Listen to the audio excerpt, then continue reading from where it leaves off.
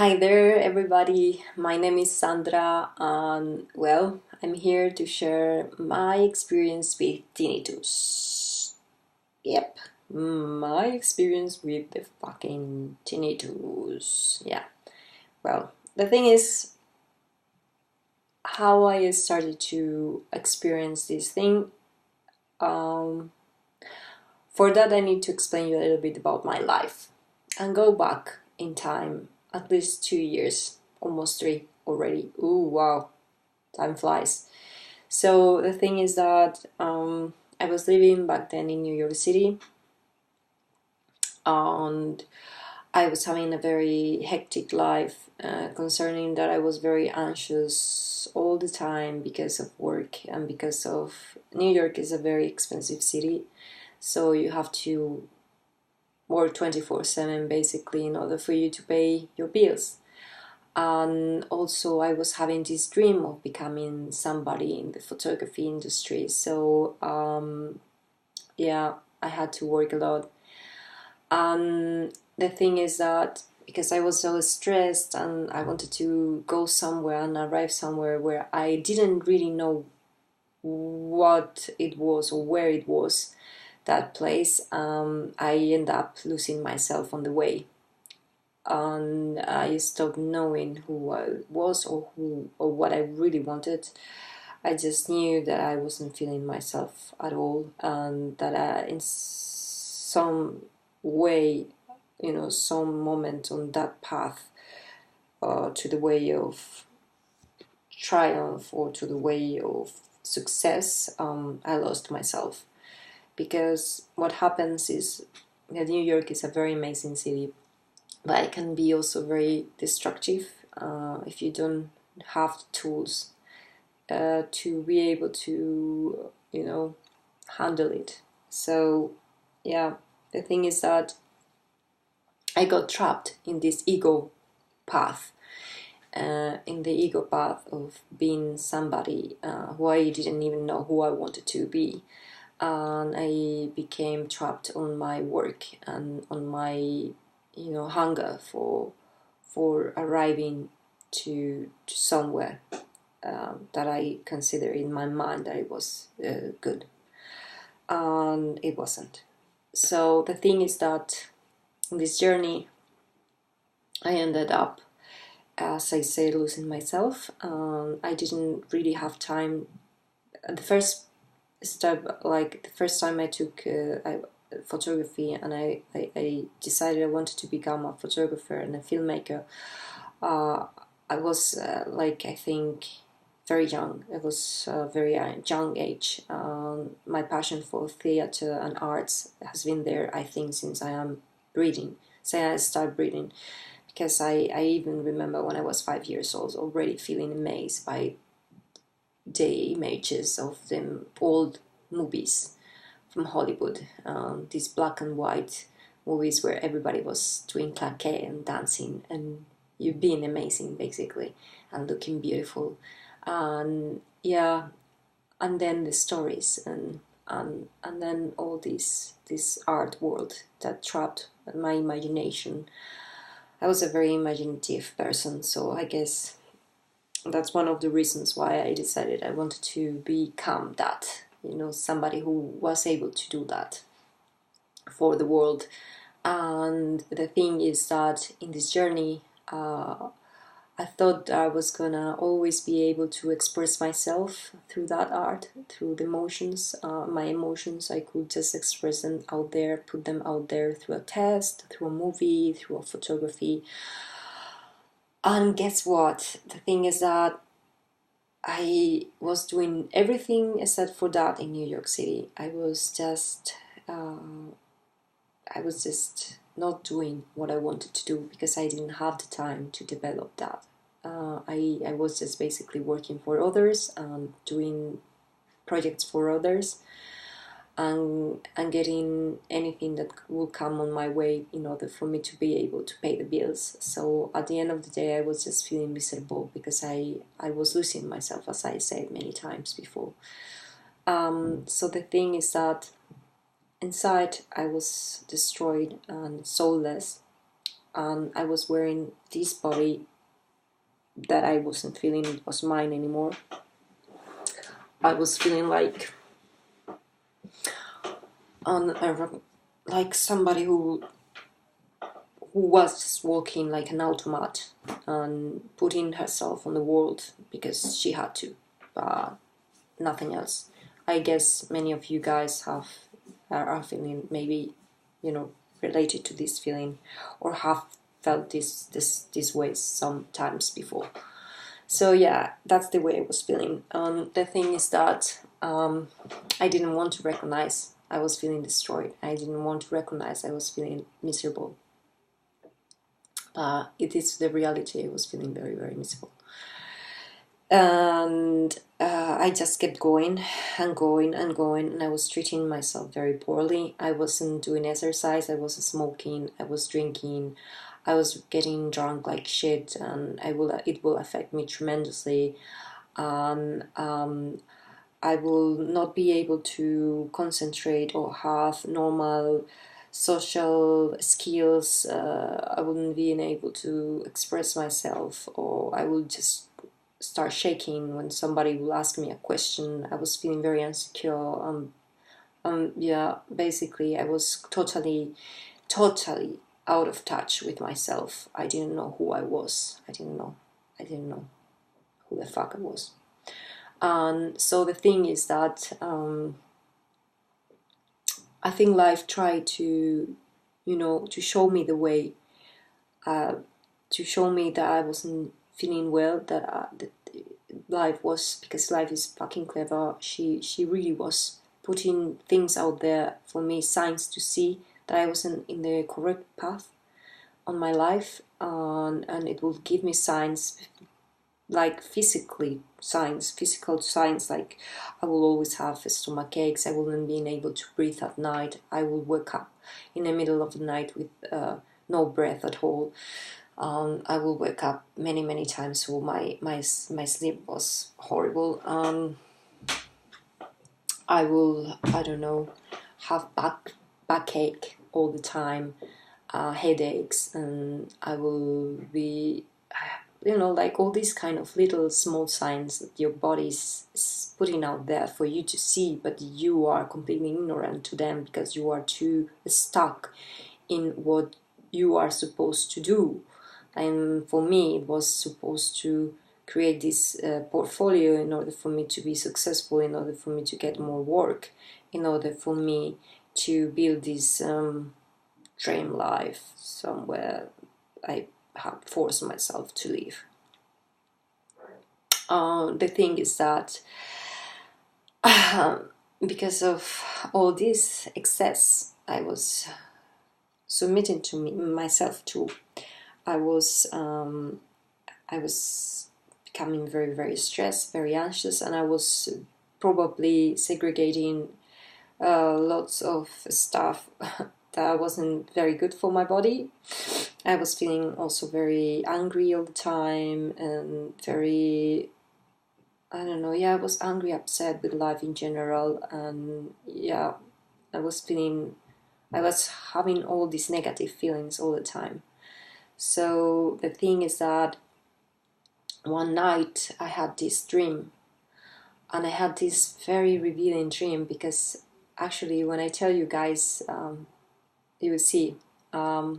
I was dreaming that I was invited by some friends who lived in Manhattan to eat dinner with them in their small apartment. And so when I was there at the front door, I was knocking. I had this feeling in my dream, like weird feeling. I didn't know where it came from. And suddenly they opened the door, and as soon as they opened the door, at the end of the corridor, I saw a small cage made of metacrilat, like this crystal transparent material. And inside of this small jail, or however you want to call it, it was a black lion there. It was a black lion that was basically dying for starvation, and it was so thin, and he was so, I don't know, weak, that immediately struck me, and I was like so upset with my friends. I told them, how the fuck can you have this amazing animal in such a tiny, horrible apartment in this city, you know? Like, how the fuck how can you have this as a pet in New York, right? So the first thing I did was to call in my dream to the Animal Protection Society of New York, and I will call these people, and I will tell them, look, this is the address, and there's a black lion dying here.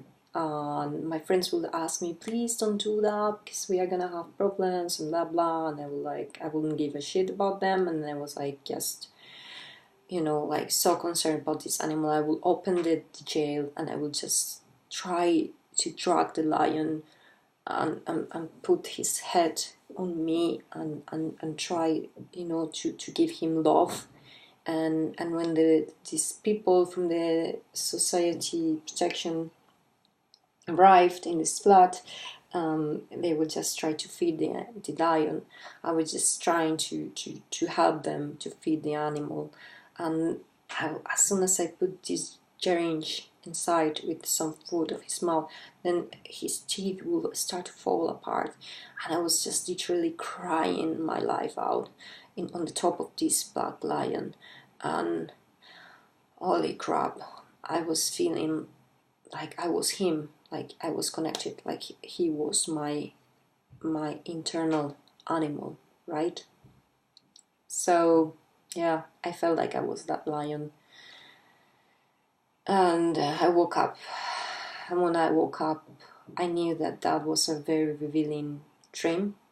There was this black lion trapped in a very small apartment in New York City, and that I wasn't in the right place, and then that I wasn't doing the right things for me, and that I needed to find out what this dream was about.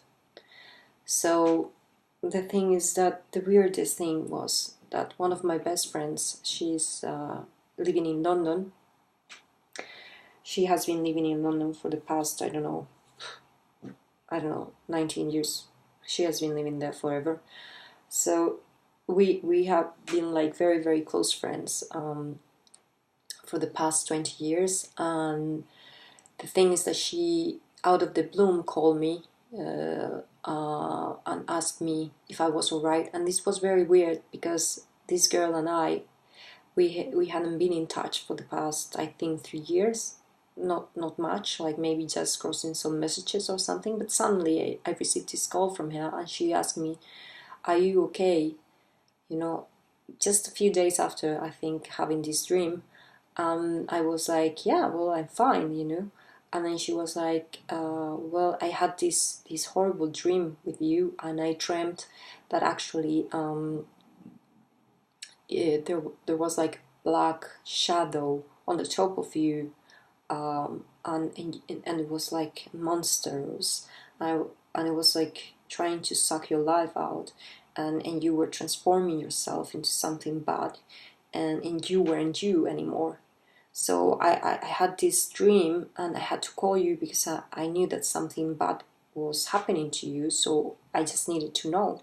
And I was like, no, I'm fine, I'm fine, my fuck. The thing is that I was still, even though she called me and I had this revealing dream and I was having all these physical symptoms, trying to ignore actually all of that.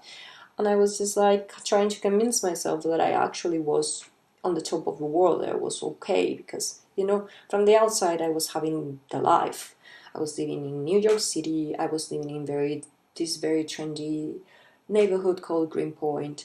And I was having friends who were doing art and creating art. And I was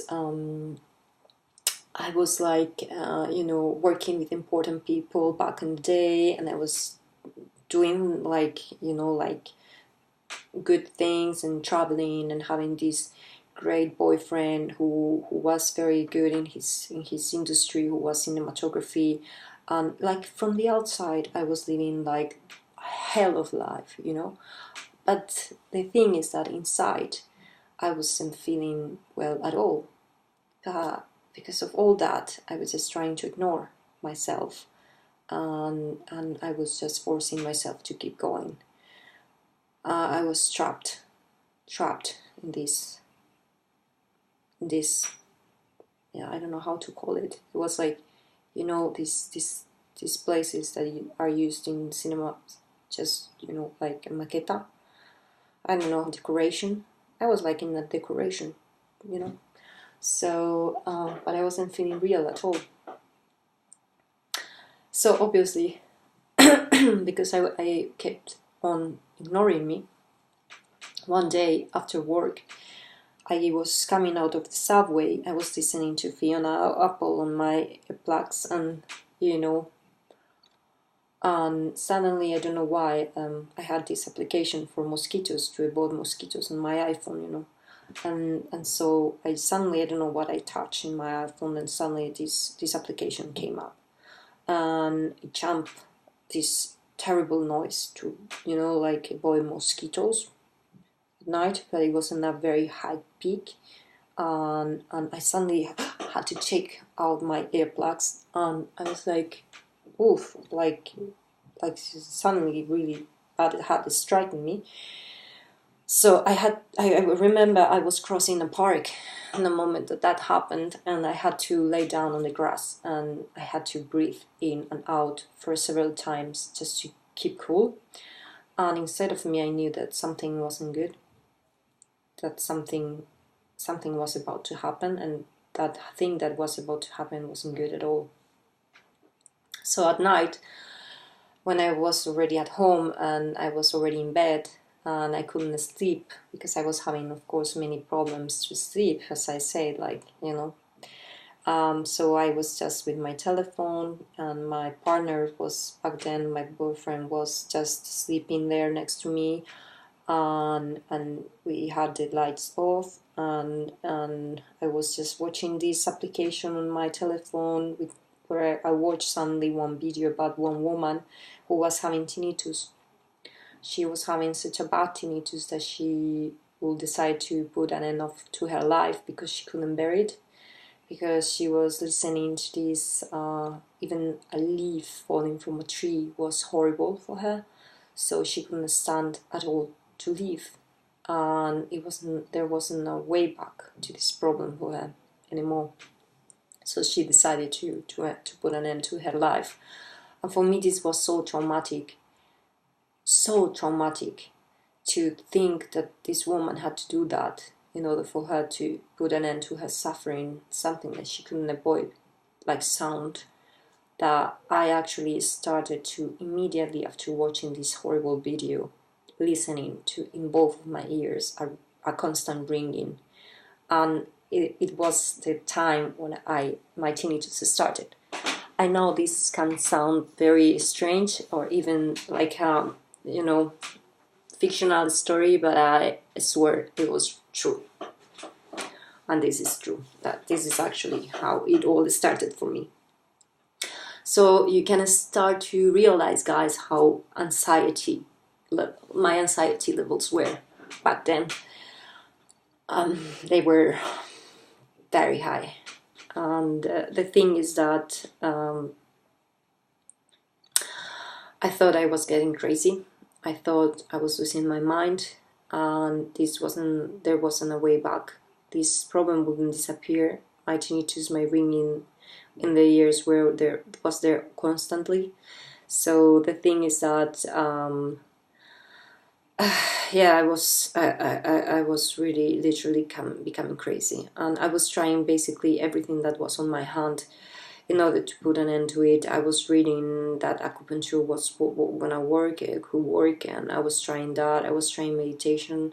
I was just trying things but it was too late. It was just too late. It was like this was it. You know, this was the last sign that my body sent me in order for me to listen to it, to listen to my body. You know, my body was telling me, listen to me. You have to stop doing what you are doing, and you have to fucking stop everything, and you have to change your life, girl. You just have to change everything. and I've been trying to send you all these signals all the time, but you wouldn't listen to me. So here I am, you know, I'm just gonna fucking send you the last big signal that you cannot ignore at all, and it's a very big ringing in your ears that is gonna force you to stop everything. And here I am, you know, just listen to me. So, oh well, yeah, he did, you know, it did, or she did in my case. So my body did send me this signal, and I heard, and I had to stop. I had to stop because basically I was just trying to keep going, but I couldn't because I thought I was losing my mind. So I thought I was gonna end up like this woman in the video, and panic started to come to my life, and then I was just basically not able to sleep in a week. And I swear to you, this guys is true. I wasn't sleeping at all. I was sleeping maybe 1 hour or something, or then my brain would just switch off in order for me to survive one more day, because I wasn't able to sleep. So I was trying to cure myself and find something, but at the end it was too bad. The problem, I am from Spain, so my mom was in Spain, so I had to call her. I called her and I asked her, please, mom, come and rescue me. I am having this problem, and I think I'm losing my mind, and I need you here because I'm not capable of flying alone. I can't go alone in an airplane. I haven't been sleeping for a week, and I think I'm going nuts. So obviously my mom came to the rescue, and she rescued me, and she was trying to help me for a week and so. But then she realized this problem was too huge, and I was already starting to have a depression because of this big anxiety. So yeah, I had to go to Spain. I had to go to Spain with her, and to stop, to quit my job and to quit everything I knew back then. And so I had to put a break, a huge break in my life. I didn't want to put, because for the first time good things were happening to me in my career, and I was starting to have connections, good connections, and I was starting to feel a little bit more fulfilled in that aspect. Although, you know, it cost me my health and many other things, and well, the thing is that I had to fly to Spain, and so in Spain, as soon as I arrived, the first thing I told my mother when I entered in the living room was, "Mom, I want to die," to her face. So I really wanted to die. I really wanted to commit suicide and die. And then she said, "No, this is not possible. We have to go to the doctor right away." And she took me to because it was August, she took me to the psychiatrist who was just, you know, like that day open, and as soon as he saw me, this guy told me, "Well, you are not capable of working, obviously, and you have to take this." And he just basically put some pills on my mouth and told me, "You need to take this because you are obviously, you are not right." I wasn't right. Obviously I wasn't right. So the thing is that yeah, I started medication, thank goodness, because, you know, I never believed in like, I think that medication can help you in, but you don't have to take it for too easily. In my case, I needed it. I really needed it, because I was in a very bad situation. So yeah, thanks to the medication, I could start to recover myself a little bit. And but I knew that medication wasn't enough. I knew that I had to do something, and I knew that I was on the path of rediscovering who the fuck I was, and I was on the path of getting to know who I was and where I wanted to be. And I knew that the old life in New York City was like not the right life for me. Somehow inside I knew that that life wasn't belonging to me, or I wasn't belonging to that life. So the thing is that I just had to ask myself this question: do you want to die or do you want to live? Because if you want to live, then you have to live, but not like this. And if you want to die, you then just commit suicide and die. But you cannot be in the middle. You cannot be like this all the time. You cannot be wishing to die all the time, every single day of your life. So you better go put yourself together and start beating with all your strength this sickness that you are having right now. So I see this depression and anxiety obviously as a sickness, and I think they have a cure. And I knew somehow that my body wasn't feeling good, so I had to treat myself. I had to treat my body first in order for my soul to be fine. So I knew that I had to do sports. I knew I had to change my health habits. I knew I had to change radically my diet, basically, and I had to quit all that was damaging my body.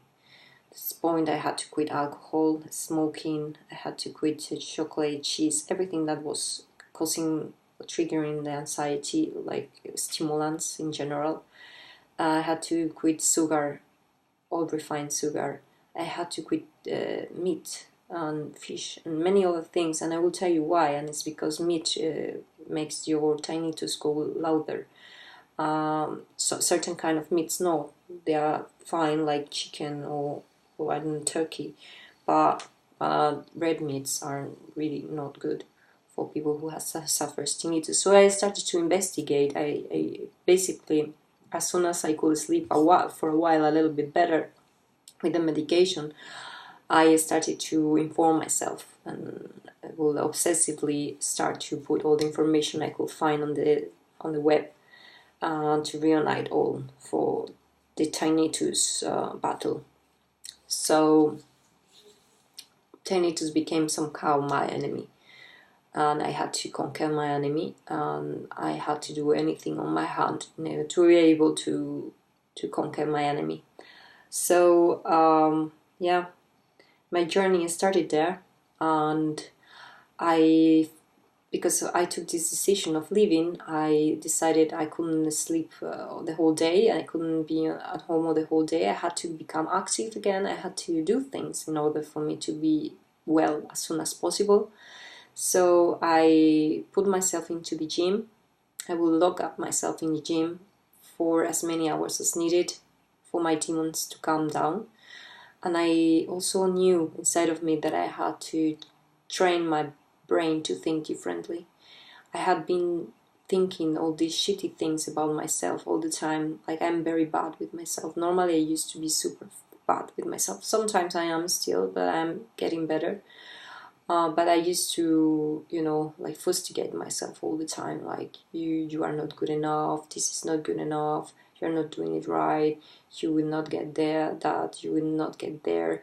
You will not be able to do this. You will not be able to get this job. You will not be able to, like, I was like that all the time with me. Like, not feeling secure at all.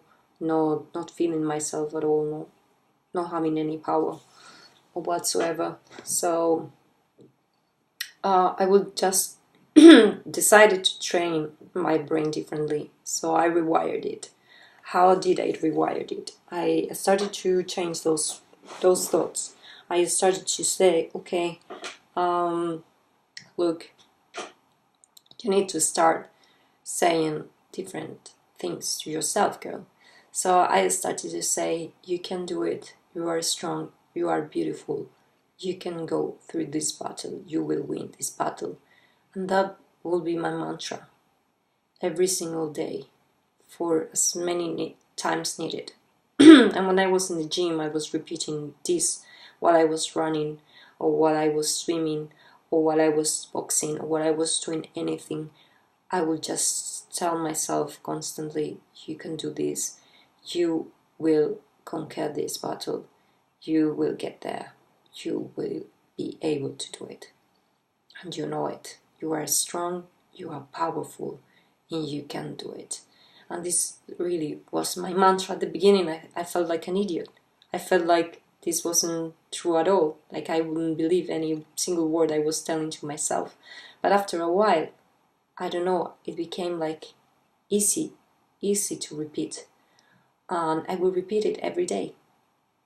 So one thing happened to me in this gym. In this gym, suddenly I discovered the yoga class. And yeah, I know many of you probably know yoga or have practiced yoga or are practicing yoga. And yeah, well, the thing is that I took this yoga class thinking that it was a normal, regular hatha yoga class, but it wasn't. That day was a special yoga class, and it was the only day. The first day I took the yoga class was the only day that this teacher came to teach us this special class. So it was kind of something like a miracle, like it was there for me, because we were only 3 people actually in that day in that class. And after this yoga class, I had to ask the teacher what this modality was, and he told me, well, this is Kundalini yoga. I was all right. Do you know if there is some place here in Salamanca where I can actually learn this kind of yoga? And he told me, yes, there is one place where you can go, and the teacher is specialized in this Kundalini yoga. And I was like, okay, I need this. So the day after, I was contacting this school, and I started to immediately practice this yoga modality. And basically, now I can say after 3 years, or 2 years and something, that it saved my life somehow. I will put myself to go 4.5 hours per week to this yoga class. I would start doing it in my daily, incorporated in my daily activity, like a regular exercise that I had to practice for 20 minutes, 25 minutes per day, every morning, to stretch my back, legs, do the breathings. And so I started to see myself recovering. I experimented some things in this yoga class that actually were very strong, not able to put in words. I was having internal battles, like very strong internal battles. And yeah, so I knew I had to keep going. So I kept going. I also transformed my diet, as I said. I don't know if I mentioned it. I think yes. I transformed my diet. As I said, not to eat sugar and all these things. So there were a lot of things that I was doing step by step in order for me to conquer my enemy, tinnitus, in that time. Because I started to read a lot, I started to know that some things like ginkgo biloba or rhodiola or all these things were good for me. So I would start drinking a lot of infusions, and I would substitute coffee for infusions. So I was drinking infusions on like valeriana or tila or rhodiola, as I say, ginkgo biloba, and I would also start, like trying to clean my liver and my kidneys, because I was always having this back pain, and I wrote somewhere that actually the back pain in this part of your back, in the right upper part, is because of anger, because you are angry inside, and this also is because of the liver intoxication. So I started to, read a lot about how to detoxify my body and my liver, especially in kidneys. So I would start to do everything that was on my hand, everything that was on my hand, in order for me to conquer this enemy. And if that meant to change completely my diet and health habits, I would just do that. So I basically stopped eating meat and started to eat a lot of vegetables and raw things and fruits and grains and nuts, and fish once per week only, just like salmon, to have omega-3. And then I will take a lot of superfoods like spirulina, chlorophylla, chlorella, and I would take maca and ginseng I will mix it, and then I will take periods of break, just not to get my body too much used to this, and I will just commit myself into swimming and yoga and acupuncture. I was doing all what it was in my hand, even, I don't know, Reiki, every fucking thing, seriously, and repeating this mantra over and over again. And suddenly, after 9 months, I started to feel better. I started to feel like I wanted to leave again, and I started to feel like I was a worthy person, and I started to feel like I could do things, and I started to feel like I could change my mind, my body, and my life, and that I had that power within me to change things into better. And I started to think positively again and to dream again. Also, what I didn't mention is that for me, what saved me, beside all this yoga therapy and all this diet thing and all these therapies, alternative therapies I was trying, it was also not only the medication, of course, that was helping me on the back just to be a little bit more balanced, but it was that I also forced myself to be active all the time. So for me, activity was the main thing. I wouldn't allow myself to stop for a minute. And this I tell you guys because when you have depression or anxiety or both things, one of the things is that you just stay there, you don't want to do anything. Well, force yourself to do, because it's the only thing that can save you and can put you out of your situation, to force yourself. Because the moment you are stopping, the moment you allow your mind to control yourself, your negative feelings, the moment you allow these feelings and these thoughts to be there, is when you just start again with the film, the old negative film that you have been telling yourself all over and over again. You can't, and you're losing, all these things. So, well, just keep active. For me, my passion was photography, and it still is photography and filmmaking. So what I was doing, it was just taking pictures. I was just going to the streets sometimes, and I would just take pictures. I would just start, look at the light, look at the situation, observe the people. I would just, start to do all these things. I would start to organize fashion shots or film shots or whatever was in my hand. I didn't have money, so I just had to invent myself the projects however I could, and just do street photography, stuff like that, So it's what I was doing, and it saved me. This saved me, and it kept me busy, and it kept me meeting people and forcing myself to socialize, and to keep active, to increase my portfolio. And by this, I was just at the same time developing my taste and working, but from my passion again. I was recovering my passion with my profession that I had lost in New York because of all this, ego thing that I had lost because of all this following something that I didn't know what I was.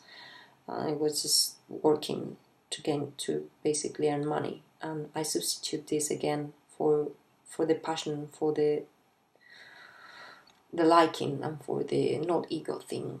Just for the fact of doing, of keeping me happy at the moment, in the moment.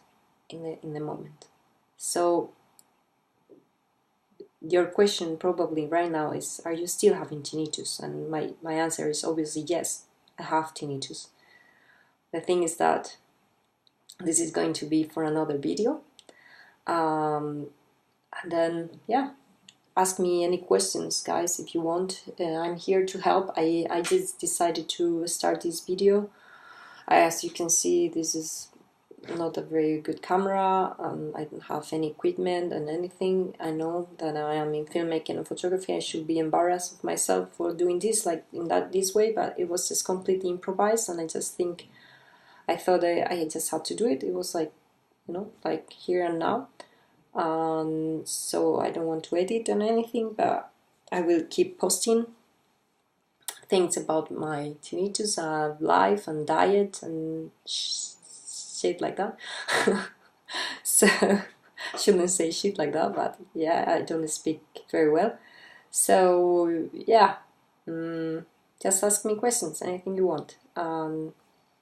Thank you for listening to me. I know I've been boring. Sorry about that, but you can skip it because it's YouTube. So peace out. Bye.